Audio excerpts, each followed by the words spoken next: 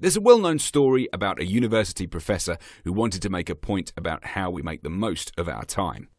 The professor stood before his class with some items in front of him. When the class began, without speaking, he picked up a large, empty jar and proceeded to fill it with rocks about 2 inches in diameter. He then asked the students if the jar was full. They agreed that it was full.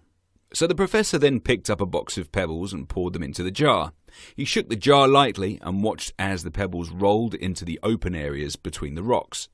The professor then asked the students again if the jar was full. They chuckled and agreed that it was indeed full this time.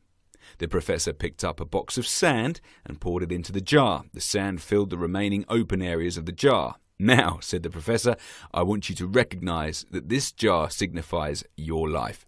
The rocks are the truly important things, such as family, health, and relationships.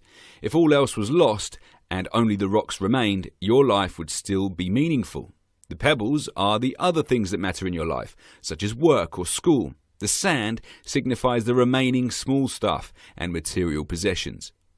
If you were to put sand into the jar first, there is no room for the rocks or the pebbles.